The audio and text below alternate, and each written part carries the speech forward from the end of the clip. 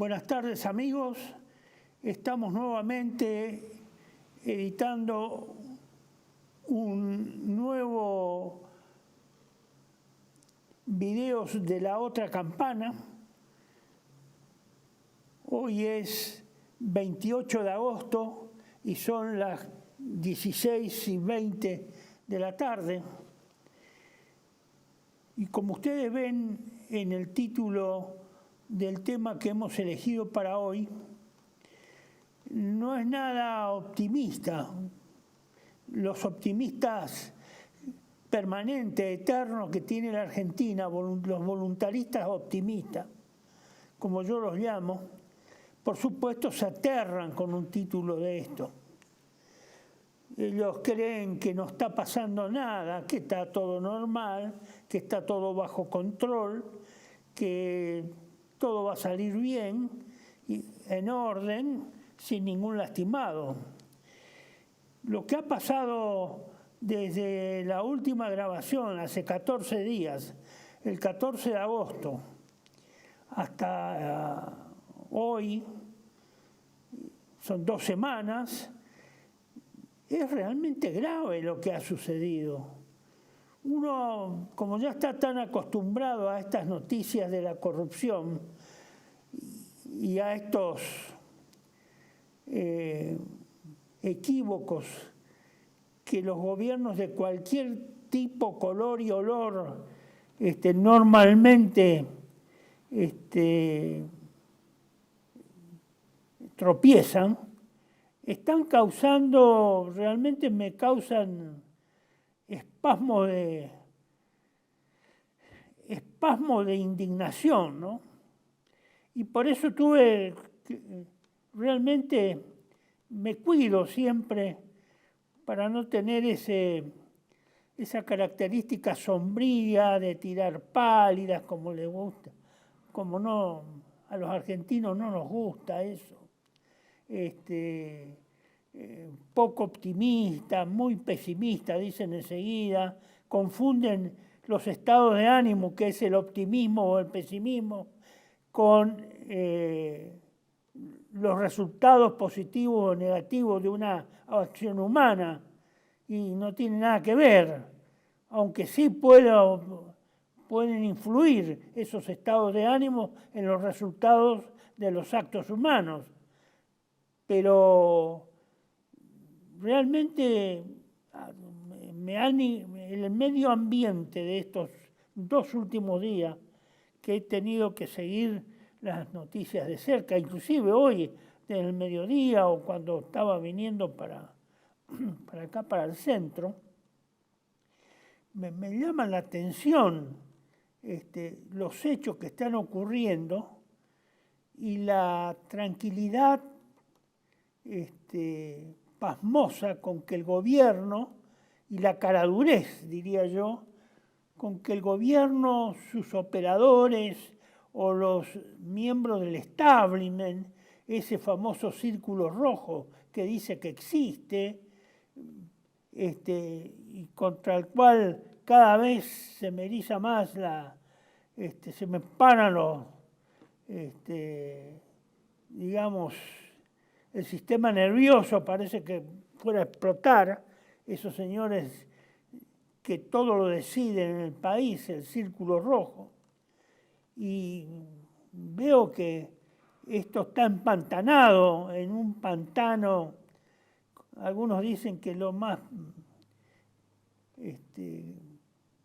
peor, fijándose en un barrial o en un pantano, lo peor es el pantano de dulce de leche, bueno, por su espesura. Bueno, esos señores del Círculo Rojo, que son los responsables de haber colocado a este presidente y de haberlo instrumentado, facilitado, financiado y demás cuestiones, pues a mí nadie me va a hacer creer que este señor que salió de la nada, en 2 años puede pasar al frente si no ha habido un apoyo y una manipulación ejercida desde los más altos niveles del poder económico financiero de la Argentina y político e inclusive internacional para que el señor Milei sea presidente. No tengo nada personalmente con este señor, pero es muy difícil que un hombre de una personalidad tan cuestionable, tan poco, digamos, definida para calificarla o caracterizarla. Yo creo que tiene alguna deficiencia que lo perjudica, que lo molesta, que no debe ser nueva, debe ser de hace muchos años, que no lo hacen aparecer como un hombre normal. Y creo que es el razonamiento de todas las personas que escucho, con los que trato y con los que veo a través de la televisión y contestan. Pero realmente por eso hoy me vi obligado a tener que agregar una palabra al título. Ustedes ven que el tema de hoy es el fin del régimen republicano y de la ficción democrática o de la patria. Me dirán qué extremista que vino hoy a exponer la otra campana. Y sí, señores, pues ya estoy asombrado de lo que está pasando. Y es inimaginable, hubiera sido inimaginable hace algún tiempo pensar que estas cosas podían pasar. Pero si me he puesto más duro, más extremista en valorar cómo va a terminar el país a corto plazo, es porque creo y estoy convencido cada vez más que esto es inédito lo que estamos viendo, lo que estamos viviendo. Es, digamos, hablar del fin del régimen republicano y de la ficción democrática, que yo creo que estamos próximos a ese hecho, es consecuencia, digamos, estas son las consecuencias de esas dos, digamos, instrumentos políticos, la república y la democracia, directo de la destrucción de los países y en nuestro caso de la destrucción de nuestra patria. Por eso me alarma, y si bien ya tengo una hija grande y nietos que ya se valen por sí mismos, pero me molesta el saber el alto grado de incertidumbre que deberán atravesar en su futuro. Este tema, así de paso, se lo ilustro a través de Mafalda. Falta poco para el fin de la ficción. Y precisamente este chiste de Mafalda, que debe tener sus años, pero que fue publicado en el año 2019 por Patria Argentina, habla, en el primer cuadro dice democracia, del griego demos, pueblo, y kratos, autoridad, gobierno en el que el pueblo ejerce la autoridad. Y en el otro cuadro, el de la derecha, Mafalda se mata, se destornilla de risa, porque si esto es la democracia y esto se proponía la democracia a partir de la Revolución Francesa, porque hablamos de la democracia moderna, no estamos hablando de la democracia griega, así que toda referencia hay que hacerla en función de la democracia francesa y de ahí en adelante. Bueno, realmente veo que este señor Quino tuvo la sensibilidad para detectar que uno de los instrumentos de nuestra destrucción como nación era la democracia. Y ya en el 2019 él la consideraba, hace 6 años, que estaba al fin de la ficción. Y de hecho la calificaba a la democracia como una ficción. Y realmente es una ficción.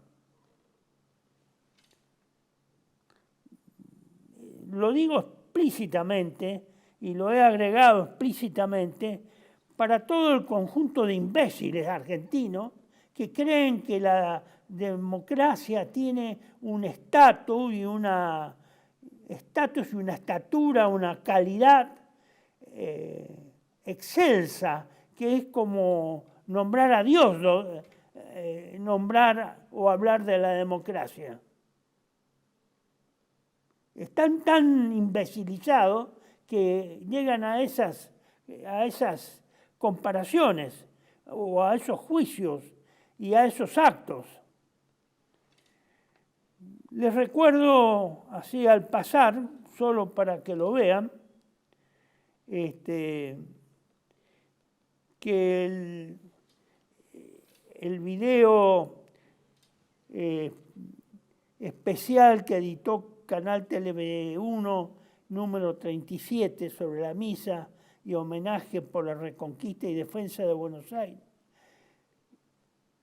y en honor al general Santiago de Liniers y a todos los combatientes heridos y muertos de esa enorme gesta histórica del 12 de agosto que hemos realizado en la iglesia y en el patio de la iglesia de San Juan Bautista, está en esta dirección de YouTube y que ustedes pueden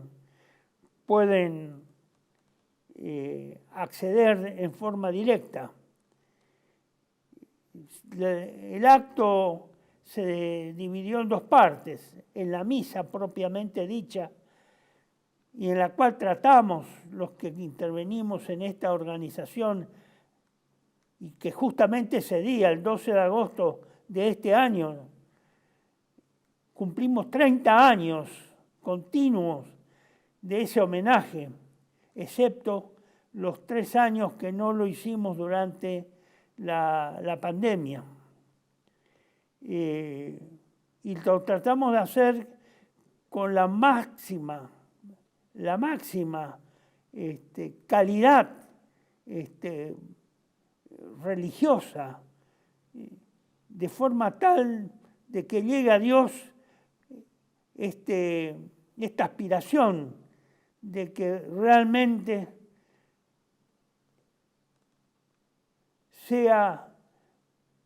viene de gracia a las almas de esos combatientes, de esos muertos y de esos héroes, particularmente del general Santiago de Liniers, nuestro primer libertador.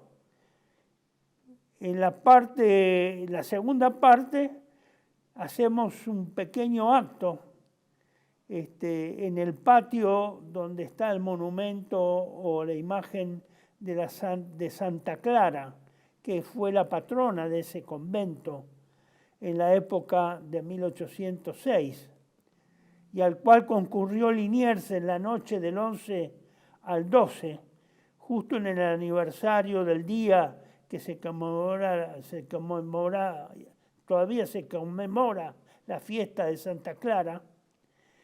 Concurrió al convento en horas de la noche a pedir, y estuvo frente a la reja de la clausura, a pedir a las monjas que rezaran para que al día siguiente, en que iba a iniciar las operaciones militares de la reconquista, Dios ayudara a esos combatientes y a esas fuerzas militares que se habían improvisado en su reunión, porque no había fuerzas militares de esas dimensiones, para intentar expulsar al invasor inglés de la ciudad de Buenos Aires. Por supuesto, Liniers fue en forma clandestina y evidentemente al día siguiente, evidentemente debe haber sido escuchado el ruego de estas monjas y de estas oraciones que durante toda la noche estuvieron en vela rezando por el éxito de las armas de la que iba a ser la patria argentina. Pásenlo a otros argentinos, porque esto hay que volver a retomar, hay que volver a mucha gente, hay que volver digamos, no volver, hay que noticiarlos de que eso ocurrió en la Argentina y de que así nació la Argentina, porque la Argentina nace de un hecho, de un combate urbano muy cruel, muy fuerte, muy duro en las invasiones inglesas de 1806 y 1807, con fuerzas que surgen de la nada, porque los cuerpos militares, los pocos cuerpos militares que estaban organizados en esta aldea que era Buenos Aires, perdida en ese continente de América del Sur, creo que tenía 50.000 a 60.000 habitantes, Buenos Aires y todos sus alrededores. Sin embargo, hicieron esa hazaña, fueron actores de una hazaña tremenda y que debe enorgullecer a todos los argentinos. Y especialmente en la cabeza del general Liniers, para peor, que extrañamente sea un militar de origen francés el que toma el mando cuando había otros que todavía no pude encontrar. ¿Por qué otros no tomaron el mando? ¿Por qué fueron otros que podrían haber sido argentinos, nacidos acá o en alguna de las provincias argentinas? ¿Por qué no tomaron el mando? ¿Qué es lo que pasó? Bueno, yo no pude encontrar la explicación de por qué es Liniers el que finalmente sale y toma la responsabilidad de dirigir la resistencia contra Inglaterra y derrotarlo. Después tienen ustedes acá en este otro slide siguiente los dos videos últimos, que es muy interesante y es muy importante que ustedes los conozcan, que conozcan el tema, que empiecen a tener relación con este tema, porque es el tema actual, que tiene relación con las consecuencias nefastas que estamos sufriendo por el régimen político republicano y por la democracia.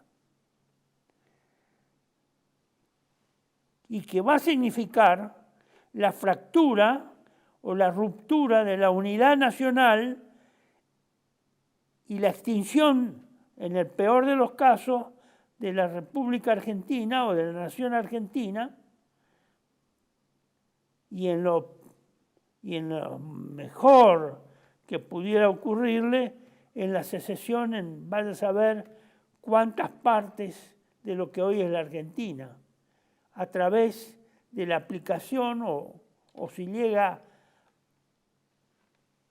a ejecutarse el famoso Plan Andinia, que en mi opinión está siendo ejecutado desde la primera vez en que fue denunciado como rumor y después se fue pasando la voz a fines de los años 1960, en 1969, principios de 1970. Esto es muy importante que ustedes se tomen conocimiento de ese tema. Tomen cómo se está manipulando, cómo se ha ido manipulando, y eso que no se pueden porque es un periodo bastante largo, son casi 65 años de vida nacional que han ocurrido, con todos los problemas que hemos tenido en esos 65, 60 años, que todos fueron provocados, que hoy yo ya tengo la duda de si fueron naturales o realmente una consecuencia de la ejecución parcial a medida que se iban ejecutando este plan andino, porque el plan no se terminó de ejecutar. Para los que lo hicieron, se terminará de ejecutar en el momento de la ruptura de la Argentina en varios estados, o por lo menos, como mínimo, la secesión de la Patagonia y de alguna otra parte de la Argentina, y una multiplicación de estados neocoloniales que se van a erigir en lo que todavía hoy tiene el nombre teórico de la Argentina. Pásenlo, difúndanlo, discútanlo entre ustedes, pásense la bibliografía. Si hay alguien más capacitado o que tiene algún otro conocimiento, exponga, haga interrelación de las informaciones, traten de explicarse, porque cuando llegue la hecatombe o la quiebra de este orden de ficciones republicanas y democráticas, acá no va a haber quien pueda explicar eso. Va a haber múltiples actores, múltiples grupos. Yo no creo que la Argentina pueda resolver ese evento que va a suceder con la intervención exclusiva y excluyente de sus Fuerzas Armadas. No creo que eso vaya a ocurrir. Estoy convencido de que eso no va a ocurrir. Eso van a desaparecer, van a ser inactivadas, van a quedar paralizadas, lo que usted quiera. Si fuera yo el que esté ejecutando el plan Andino, buscaría eso, por supuesto. Bueno, estos son los subtemas que me he propuesto hoy en esta exposición. Primero, los dos primeros tienen relación con una posición personal, para que me entiendan por qué hablo con este tenor, con esta vehemencia, con esta preocupación por el destino nacional. Se basa en una convicción personal y en una apreciación que veo de caos y anarquía.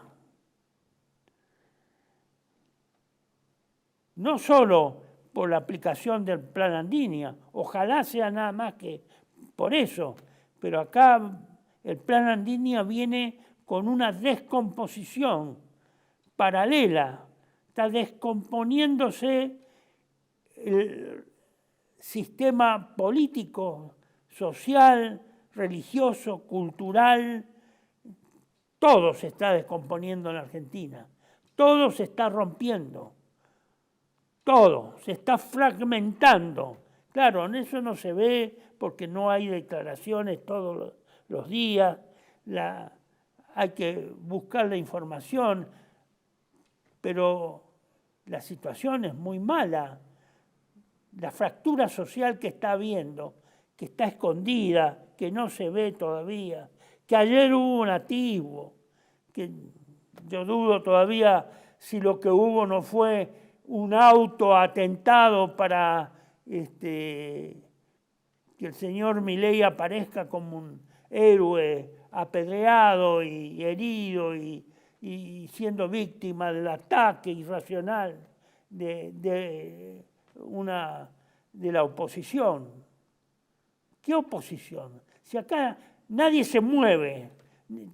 Yo creo que la gente en parte no se mueve por falta de valentía, porque no tienen claro qué es lo que está pasando. No tienen claro y además tienen miedo. Y están en una situación personal y familiar penosa. Gran parte de la Argentina está así. Está en una situación difícil. A los que no hemos llegado a ese extremo, nos resulta difícil entender eso, que eso pueda ocurrir. Pero está ocurriendo, señores. Bueno, quería decirle, si me pone el título de nuevo, señor director, el slide 1, esto que ustedes ven acá, el fin del régimen republicano y de la ficción democrática, es, digamos, una consecuencia, porque ustedes van a ver que hay algunos elementos de lo que se llamó mucho en el siglo XIX y también en el siglo XX, pero especialmente a partir del siglo XIX, la viveza criolla. Es toda esta convulsión que está ocurriendo, toda esta corrupción que irrumpe en la sociedad argentina y explota como una bomba, que nadie puede creer que eso pueda estar ocurriendo y que ocurra precisamente en perjuicio de gente que es incapacitada o discapacitada. ¿Cómo puede ser la palabra que está tan en boga ahora tan cruel? ¿Cómo se puede ser tan cruel? Estar robando a pensiones, subsidios, medicamentos, atenciones médicas, transporte de discapacitados, etcétera, todo ese conjunto, digamos, de gente que está sufriendo y que sufre también porque tiene que atender a un discapacitado. Y atender a un discapacitado, especialmente con falta de movilidad o por problemas psiquiátricos, no es muy saludable. No es muy saludable, y mucho menos si eso se prolonga en el tiempo. Es realmente un sufrimiento para toda la familia. Pero yo quería decir, hilar, porque no lo hice en los textos que ustedes van a ver, hilar la viveza criolla como, digamos, como el sustrato que sostiene esta ficción democrática y este régimen republicano. Bueno, vayamos entonces a lo que llamo mi convicción personal para que ustedes tengan en cuenta y se los anticipo para que no se extrañen. Todavía no creo que haber llegado a la locura ni al Alzheimer, pero quería decirlo y expresarlo y escribirlo. Reitero mi convicción que el pueblo argentino, comenzando por su abyecto, ignorante y corrupta clase dirigente, está profundamente enferma, espiritual, moral e intelectualmente. Y es muy probable que estas graves deficiencias inmateriales también nos han afectado e influyen negativamente en la condición física de cada uno de los argentinos y en el equilibrio psicosocial de la población en su conjunto. Esto lo advierto porque acá solo se habla de cuestiones materiales, de economía, de finanzas, de esto, de aquello, todo es material. Pero cuando uno habla de cuestiones que hacen al campo espiritual, moral, intelectual, ahí nadie habla, ahí no hay nada que decir, nadie tiene nada que decir, parece. Ahí nadie opina, nadie se da cuenta que eso también existe y que esos tres elementos, lo espiritual, lo moral y lo intelectual, digamos, depende de la calidad de esas tres cuestiones y el manejo que uno haga de eso, dependerá el grado de satisfacción de la vida cotidiana, de la vida material, de la vida diaria, personal, individual y familiar, y el conjunto de la sociedad, ya sea en el barrio o de un pueblo o de una ciudad grande. No murió el espíritu, no murió la moral, no murió la inteligencia. Eso no ha desaparecido de la vida. Eso no está siendo atendido. Está desdeñado porque todo se ha materializado. O lo que es peor, diría que casi todo se ha financiarizado. Esa es la palabra de moda. Todo tiene un matiz financiero, un matiz monetario, un matiz de ganancia. Relaciónenlo esto con la viveza criolla. Continúo entonces con mi convicción. En consecuencia, yo personalmente descreo que la clase dirigente de cualquiera de los ámbitos del país tenga la capacidad y todavía menos la grandeza de sacarnos de la actual y más grave crisis terminal que padecemos los argentinos. Yo no creo, soy absolutamente escéptico y lo niego. Lamentablemente, siempre estuvo esta clase dirigente ensimismada en sus propios intereses y codicia. Escuchen bien, intereses y codicia. Son dos términos muy relacionados y especialmente en lo que hace a la visión espiritual, moral e intelectual, con la viveza criolla que yo les he mencionado. Ellos están ocupados de eso, exclusivamente. Y son incapaces estas personas de tener una mirada más allá que le permita reconocer el interés general de la nación y mucho menos hacer la voluntad de Dios. ¿Se acuerdan del Padre Nuestro? Para aquellos que alguna vez rezaron el Padre Nuestro y para los que lo rezan, todavía rezan, que deben ser, creo que en Argentina deben ser pocos diariamente.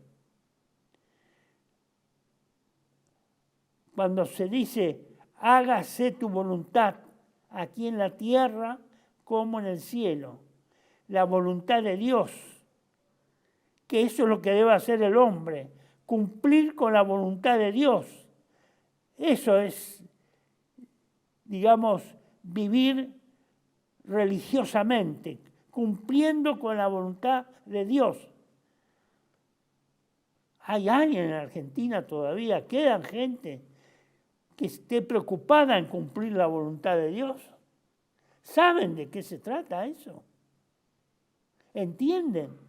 ¿Comprenden lo que es cumplir la voluntad de Dios y no la voluntad de los hombres? Parece que no, porque evidentemente con todo lo que estamos viendo, estos hechos vergonzosos que afectan a los máximos niveles de los gobiernos que hemos tenido, y particularmente en este caso del gobierno actual del señor Milei, y pareciera que no hay mucha conciencia de eso. Bueno, el resultado, ¿cuál va a ser de este conjunto de afirmaciones que les he hecho? ¿Cuál va a ser? Yo preveo el caos y la anarquía, que no es lo mismo que la revolución. La revolución normalmente es un movimiento que está organizado, que tiene partes que confrontan, que se enfrentan, pero cada parte a su vez está organizada, o hay un mínimo de organización, un mínimo de voluntad de confrontación, de voluntad de lucha, de ordenamiento de las funciones de los que van a enfrentarse o a hacer la revolución y los que la van a reprimir. Yo no veo esa posibilidad. Sinceramente hoy no las veo y miren, conozco de esas cosas, porque las he vivido de lejos, por rumores y hasta en carne propia, cuando tuve que intervenir estando como oficial del ejército argentino en actividad. Así que conozco, no veo una revolución, no veo un espíritu revolucionario, porque para que haya revolución tiene que haber un espíritu revolucionario. Y acá no hay nada, espíritu de nada, solo intereses y codicia. Juntar cosas, acumular riqueza, ganar dinero. Yo no veo gente dispuesta a arriesgar su vida. Déjela, señor director, un poquito más. Estamos al borde de la tragedia, porque lo que vamos a vivir es una tragedia. Estas formas de violencia, caos y anarquía son las peores. Son las peores. Muchos se asustan de lo que pasa en Ucrania. Pero esta caos y anarquía es mucho peor que esos hechos violentos en un conflicto bélico, a pesar de que es muy cruel y muy feroz, entre Rusia y Ucrania que está ocurriendo en la actualidad. Y esto va a resultar como una consecuencia de la profunda enfermedad espiritual, moral, intelectual, el descerebramiento. Eso lo llamo descerebramiento. Confusión y también el desorden material de los argentinos. Todo eso, ¿quién es el responsable de eso?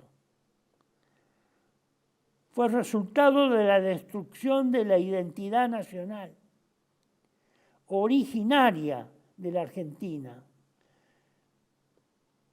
La identidad nacional originaria de la Argentina, que se plasmó en la fundación de esta colonia como una colonia española. Nosotros fuimos una colonia, parte de una colonia española, que después se llamó Virreinato del Río de la Plata en su última etapa. ¿Quién más contribuyó a esta destrucción, a que esto pueda ocurrir? Fue obra, y esto muchos se podrán enojar, fue obra de la cultura liberal masónica, la que progresivamente fue sustituyendo esos valores originarios que tuvimos como población colonial y luego la continuamos como país independiente. La continuamos teniendo. cada vez más débil, progresivamente a medida que transcurrían los años, cada vez peor, de menor calidad, porque fue sustituyendo los valores originarios con que se estructuró la cultura nacional desde su fundación colonial.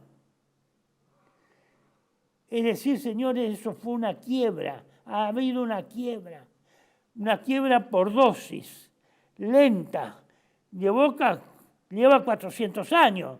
No nacimos en mayo de 1810.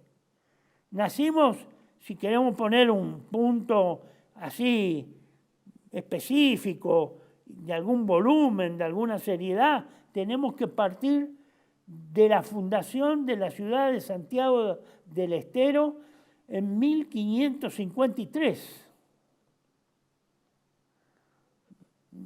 No son pocos años. Esta quiebra de la continuidad histórica y de la pérdida de los valores originales, fundacionales, como colonia, y que lo hemos ido transmitiendo muchísimas generaciones, desde 1553 hasta ahora, se produjo o aconteció particularmente a partir de la derrota de Caseros en 1852, cuando el liberalismo y la masonería tomaron el control político, cultural, religioso y económico-financiero del país. Ahí podemos decir que a partir de esa fecha se interrumpió este proceso normal, digamos, de evolución normal de la sociedad originariamente fundada en 1553, en las distintas regiones de la Argentina en que se habitó la Argentina, ¿no? Porque recién se habitó del todo casi 250, 300 años después. Bueno, esto lo quería aclarar para que ustedes entiendan por qué hablo de esto. Y le hablo porque cuál es mi convicción, qué es lo que yo pienso. Esto porque esa voluntad optimista que hay, el voluntarismo optimista de los argentinos, si usted escucha a una persona normal le va a decir que no, este tipo está loco, este exagera, es un extremista, es un fundamentalista, no ha evolucionado.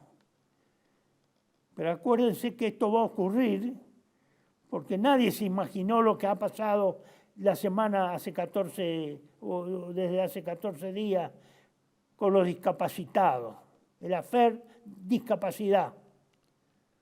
Eso era inimaginable.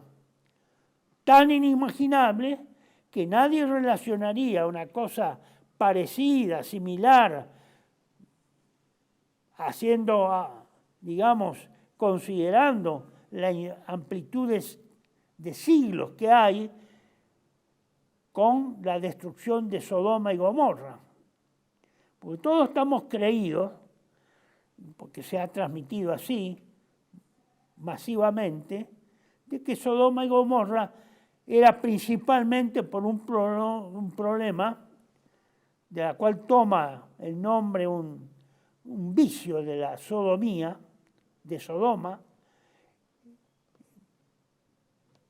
por la interrelación entre personas del mismo sexo, y que ese castigo Dios no lo permitió, y está como ejemplo el encuentro de Abraham y los habitantes de Sodoma que fueron al lugar de la residencia familiar en la que se encontraba Abraham y todo lo demás. Sí, eso evidentemente era una particularidad de esa ciudad, que era muy frecuente, se habían roto todas las normas morales y religiosas, y por supuesto era permitido y bien visto el sexo entre personas del mismo sexo, que estaban condenados desde esa época, estaban condenados por Dios mismo. Bueno, pero muy poca gente sabe que pareciera ser que también los habitantes de Sodoma, que no creían en el amor al prójimo, que no creían en la caridad, que no creían en la ayuda al necesitado, al que puede estar necesitado de auxilio o sin alimentos, que se le den alimentos, agua, etcétera, etcétera, se lo cuide, algo, mínimamente. Que eso era condenado porque era Sodoma, además, era el reinado en esa época y la expresión más pura del individualismo. El que no tenía para comer, que se muera, era el criterio, así en palabras muy vulgares. El que no puede sostenerse, que muera. El que no puede curarse, que haga todo el proceso de la enfermedad, y si se salva bien y si no se salva, lo lamentamos mucho, que se muera. No había esa solidaridad humana, no había el sentido del prójimo y del amor al prójimo, a tal punto que uno de los rabinos, autores de una parte del Talmud, describe que a unos niños que se habían compadecido de algunas personas faltas de alimentos y falta de vestimenta y de otras carentes de lo más elemental, que ellos, por su cuenta, debe haber sido en una vecindad en la cual vivían, comenzaron a reunir o a buscar cosas con las cuales poder ayudar a esos necesitados. Entonces cuenta el Talmud, no tengo los datos acá precisos en qué tomo es del Talmud que se explica, el rabino explica esto, que en algún momento, y pasado algún tiempo, esos niños fueron sorprendidos por mayores, ayudando y satisfaciendo las necesidades de esos prójimos. Entonces no tuvieron mejor cosa que hacer que castigar esa actitud ejemplarmente para que todo el mundo lo supiera y para que nunca más se volviera a repetir esa conmiseración, esa caridad, ese amor al prójimo, nunca más se repitiera en Sodoma. Entonces, ¿qué hicieron? Bueno, parece ser que las tomaron a esos chicos,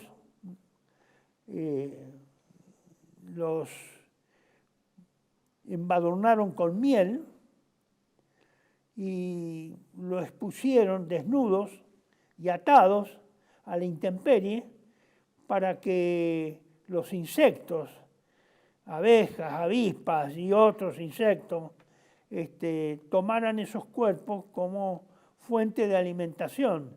Es decir, fueron muertos y fueron exterminados por el accionar de toda esa cantidad de, digamos, de animales, de insectos y de otro tipo que pudo haber habido y exterminaran a esos chicos de esa forma. La consecuencia de eso fue la destrucción de fuego caído del cielo, el castigo de Dios.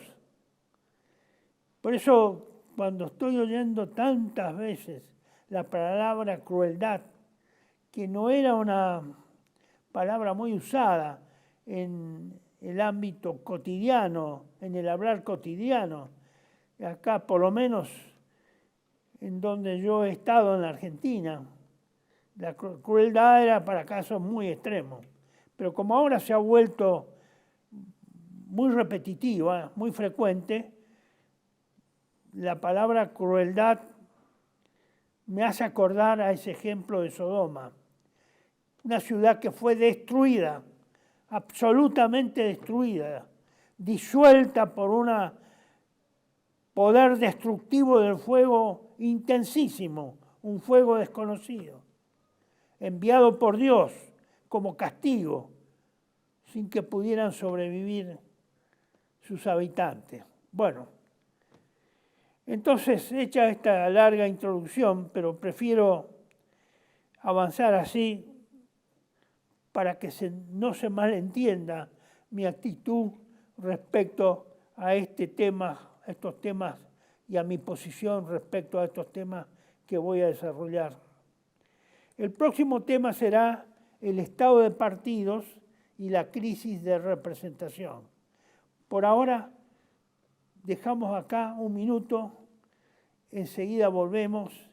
Muchas gracias por su atención. Residencia como en casa, siempre contigo. Es un hogar habilitado en la ciudad de Buenos Aires con más de 30 años de experiencia en el cuidado de adultos mayores. Ubicada en el barrio de Villa Real, en pasaje Francisco Bauzá 2372, casi esquina Tinogasta. Ofrecemos atención personalizada y un ambiente cálido para nuestros abuelos. Contamos con habitaciones premium, con baño privado y TV por cable, menú supervisado por nutricionista, cocina de primera calidad, jardín terraza para el esparcimiento y conectividad para videollamadas y llamadas telefónicas. Además, ofrecemos servicios opcionales como peluquería personalizada y confección de ropa a medida. Comunicate al 11 50 35 15 25. En Como en Casa, el bienestar y la comodidad de nuestros adultos mayores es nuestra prioridad. Los esperamos. TLV1 se complace en anunciar que estará transmitiendo en su canal TLV1 Clips valiosos programas emitidos antes de la censura sufrida. El lienzo prohibido, el revés del derecho, combates por nuestra historia, disenso, historias de Malvinas, entre otros que podrán encontrar en este enlace.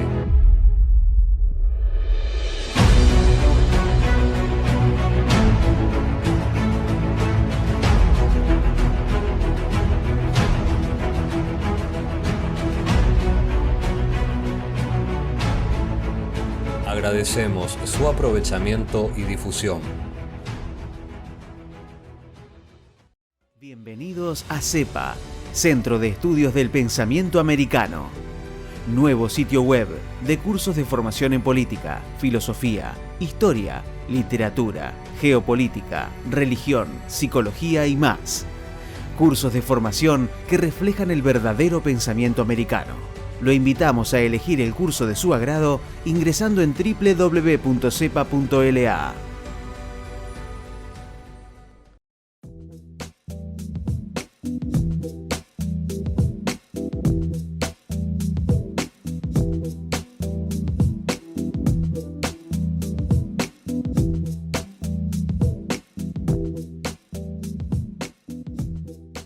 Decir siempre la verdad primero tiene un precio. Dependemos de tu ayuda. TLV1, toda la verdad primero.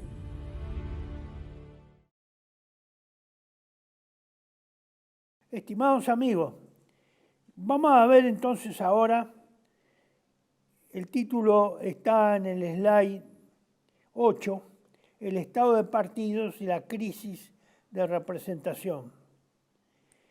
Bueno, el estado de partidos es un artículo que yo he publicado en Patria Argentina el 6 de marzo del año 2000.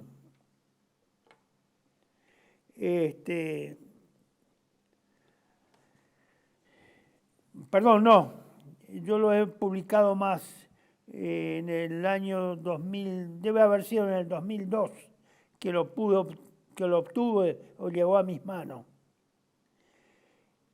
Es el título o, digamos así, el tema o la carátula de un capítulo de un libro de este señor, este catedrático español y jurista, Antonio García Trevijano. Él define esto como un régimen oligárquico, disfrazado de democracia. La oligarquía es el régimen de gobierno ejercido por los más ricos. También se lo suele llamar plutocracia. Está relacionado estrictamente con la riqueza, con los más ricos de la polis o de la ciudad o de la organización social de que se trata.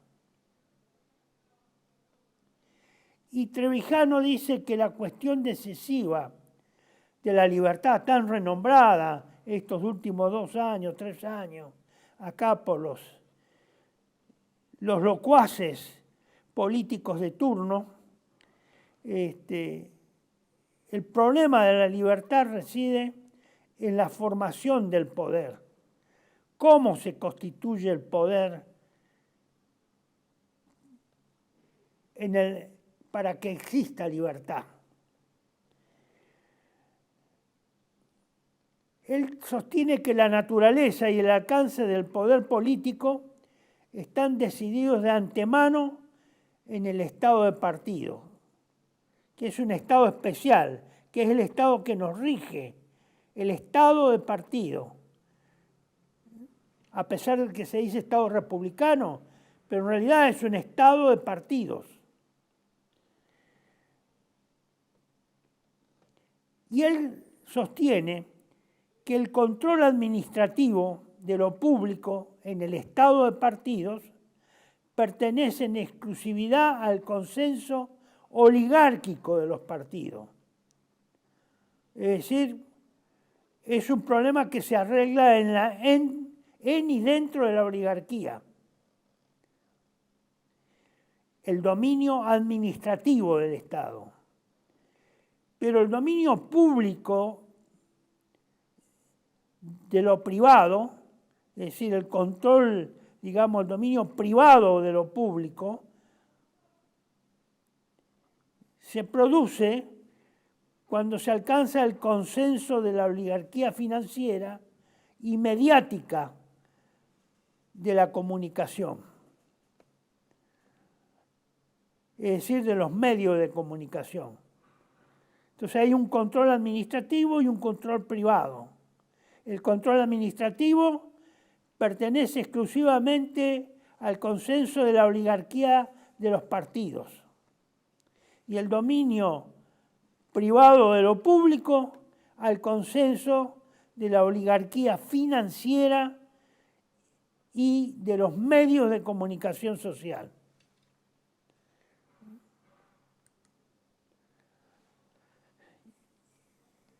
Es así como estamos acostumbrados a haber visto que los ciudadanos acuden a una elección gozosos, van a las urnas, dice García Trevijano, porque en ellas se hacen funcionarios por un día. El que vota se hace funcionario por un día. El sueño de las clases medias. Las clases medias son muy afectos a este estado de partidos y particularmente al republicanismo.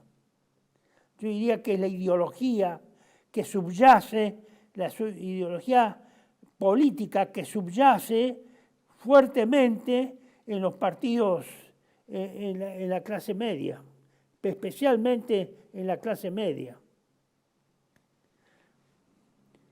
En cambio, no en la oligarquía, ni tampoco en la clase pobre o proletaria.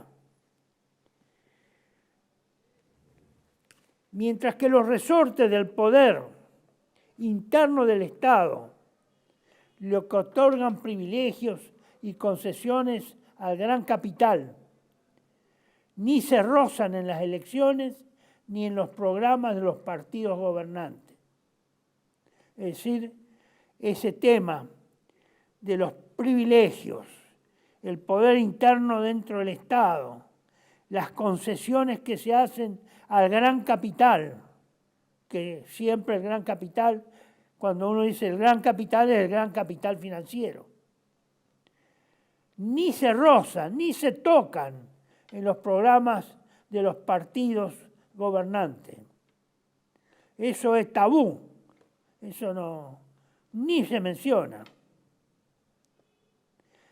Por eso él dice, no hay izquierda o derecha que osen oponerse desde el gobierno y en defensa de la libertad a las grandes concentraciones del poder financiero y mediático. Son intocables, se han vuelto intocables.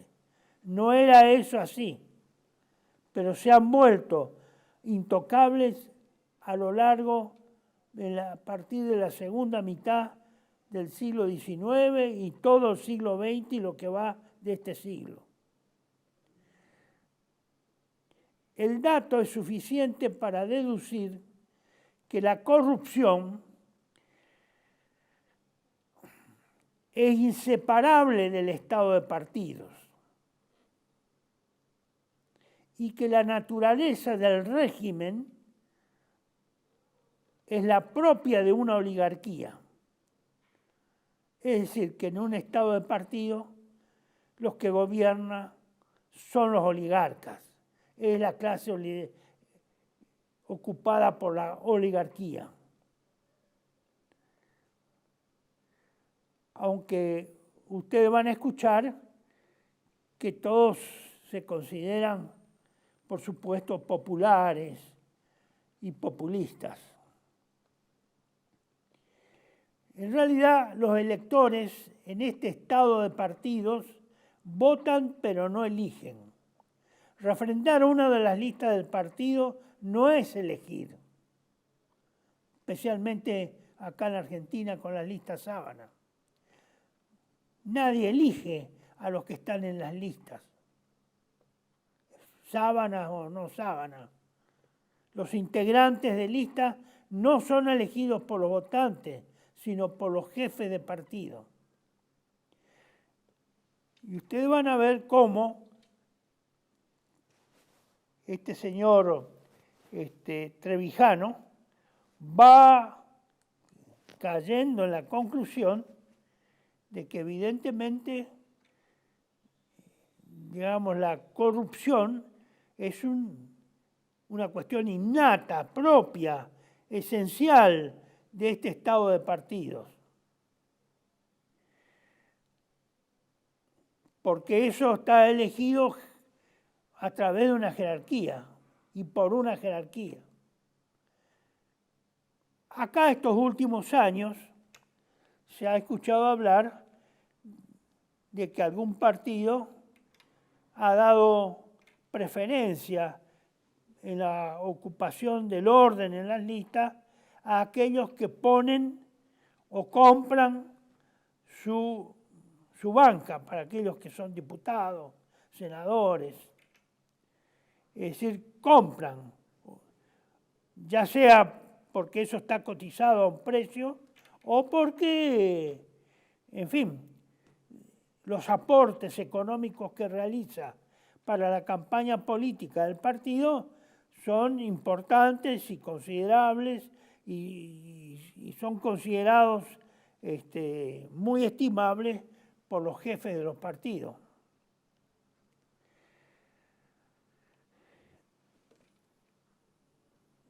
Los electores votan pero no eligen. Eso hay que entenderlo y repetirlo. Votan pero no eligen.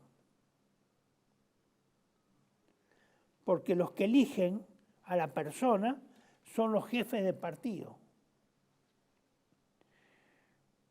Esto es muy difícil de entender porque hay que separar la realidad de la teoría y de la publicidad y de la propaganda que se hace para sostener este régimen, este sistema.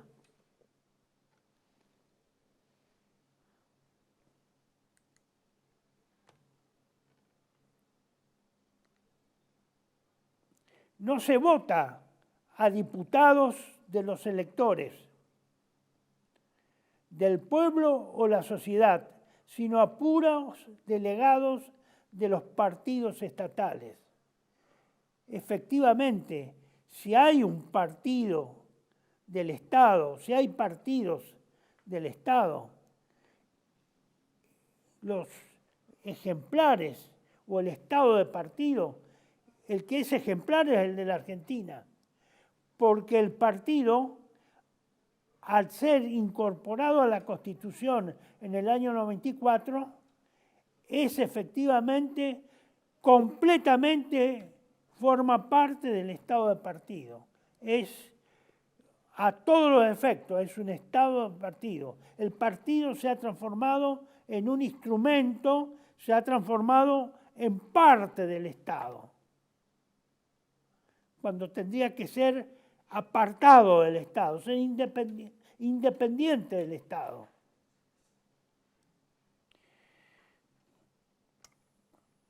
Esta realidad formal que todos pueden ver sin emplear apenas la inteligencia se tapa torpemente con impúdicos velos de propaganda democrática.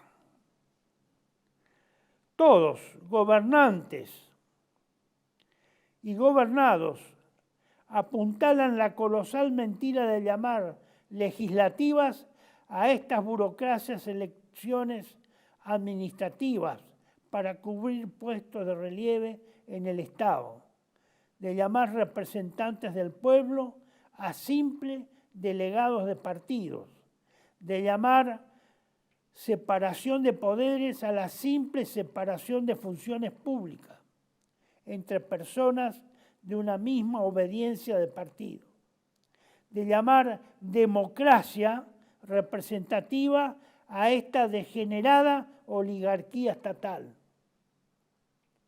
En última instancia, esto, como dice Mafalda, y que en eso coincidimos, yo por lo menos coincido con Trevijano,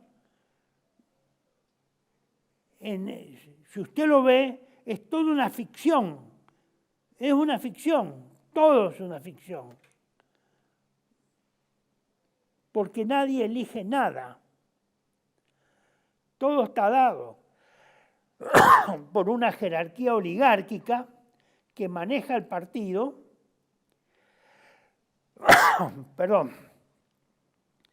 y que se parece que es muy normal y que, por supuesto, algunos creen que y están dispuestos a morir por este sistema que ellos llaman democrático.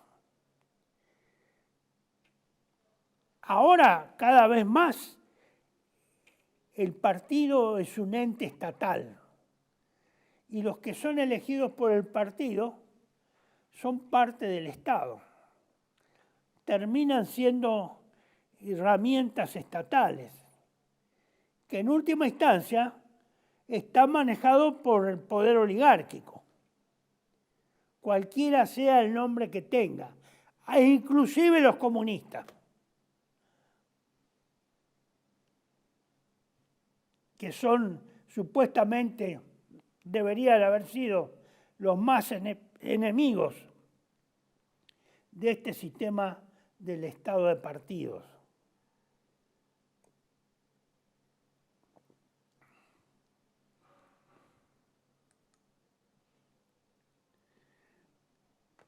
Ahora, hay una grave crisis. Esto ha traído una grave crisis de representación. Grave, muy grave. Porque la representación que el diputado teóricamente es el representante del pueblo se ha diluido, no representa al pueblo, no es el pueblo el que lo elige, sino que es una estructura oligárquica, jerárquica del partido la que elige a esos que van a ser propuestos para la elección.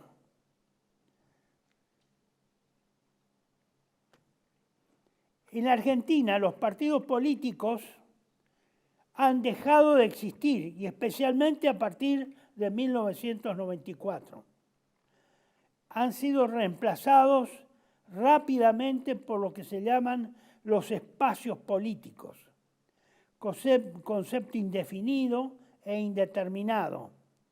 Ello ocurre con la complicidad de toda la clase dirigente, de todos los partidos, no solo de la clase política y del Poder Judicial. Este último responsable de velar por el cumplimiento de las normas legales que regulan la existencia de los partidos y del desarrollo del proceso electoral. Se cree que la intervención de un juez como regulador del sistema de partidos es una garantía de imparcialidad, de corrección, de aplicación de la ley, de imparcialidad. ¿Cuán lejos está de la realidad? La realidad no es esa. Y estos espacios políticos que se arman, ustedes ven todos, La Libertad Avanza, el Frente Patria, es decir, todos esos conglomerados de agrupaciones, de partidos, partiditos, sellos de goma que se juntan y se dan un nombre para una elección, otro nombre y otro rejuntado para otra elección. Esos son los espacios políticos, que figuran como que si fueran partidos políticos. Los espacios políticos, entonces, incluyen amplias alianzas de pseudos partidos, ya que ninguno se ajusta estrictamente a las normas que regulan su funcionamiento y designación de candidatos. De esta forma, en las anteriores elecciones presidenciales y legislativas, nacionales y provinciales, prácticamente ningún candidato ha sido electo por los afiliados de los respectivos partidos, sino que han sido seleccionados a dedo, se selecciona a dedo y colocados arbitrariamente en un orden dentro de la lista, por el que oficia de jefe de partido, como se señaló y hemos señalado previamente.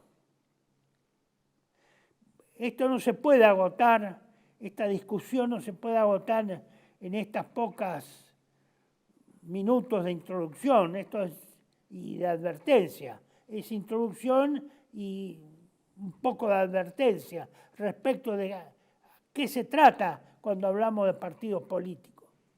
Requiere un debate más profundo y no ideológico. Por supuesto, el estado de partido es producto de una ideología de dominación. Es la aplicación de un poder de dominación.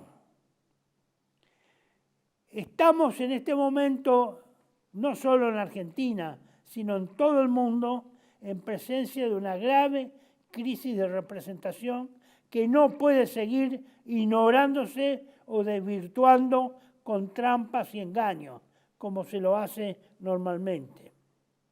De no resolverse este problema, los males de nuestro país se acelerarán y podrán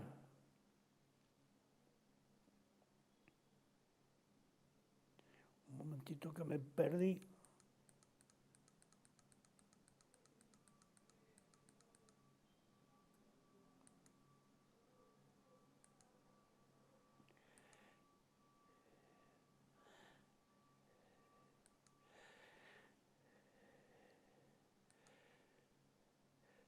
Terminar en una gran revolución política y social siempre que se logre escapar de las garras dialécticas del imperialismo internacional del dinero o del poder del dinero. Concebir al sistema de representativo actual como una democracia es simplemente una ficción, como dice Mafalda y el señor Quino, ya que ésta recrea a una simple oligarquía. Esta fue la ganadora de los conflictos contra la monarquía en la Revolución Francesa del siglo XVIII. Es la oligarquía la que triunfó, no el pueblo. Mienten los que dicen que es el pueblo de París que se alzó en armas contra la nobleza. Fue la oligarquía la que hizo la revolución.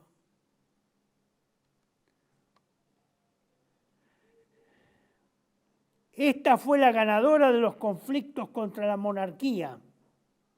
En nombre del pueblo, la oligarquía reemplazó a la nobleza y logró ampliar sus derechos de gobierno, pero no los derechos reales de la mayoría de la población, que sobrevivieron en la pobreza y en gran parte también pertenecen a las clases medias. A estos últimos, es decir, a esas clases medias, muy entusiastas de este sistema de partidos, les otorgaron derechos teóricos o formales. Vuelvo a repetir, derechos teóricos o formales. La crisis de representación política en Argentina y en América Latina deviene del uso de un sistema que no le es propio o genuino, sino que fue importado de Europa y Estados Unidos, sin los procesos previos que se dieron en estos países. Ninguno fue genuino en la América Española, el sistema de partidos.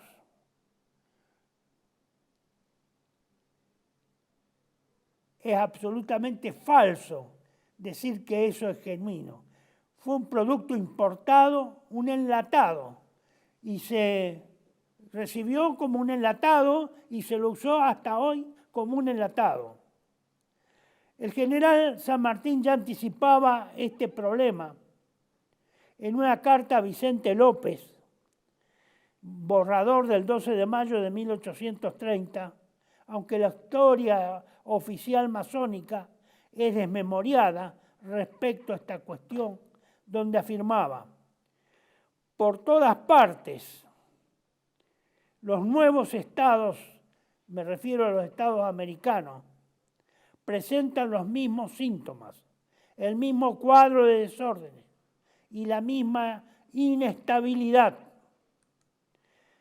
Aislados entre sí, mucho más que lo que están con la Europa, no permiten creer que la simultánea y exacta igualdad que se nota en 20 años de no interrumpidas agitaciones sea el efecto de una impulsión moral que los arrastra, sino al contrario, que la causa o el agente que los dirige no pende tanto de los hombres como de las instituciones. En una palabra, las cuales, es decir, las instituciones, no ofrecen a los gobiernos las garantías necesarias. Me explicaré, dice San Martín, que no están en armonía con sus necesidades. Son instituciones teóricas, artificiales, diseñadas para otros pueblos, otras culturas, otras costumbres, sociales, religiosas y de todo tipo.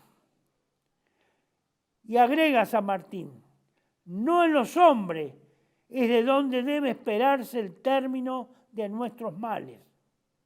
El mal está en las instituciones y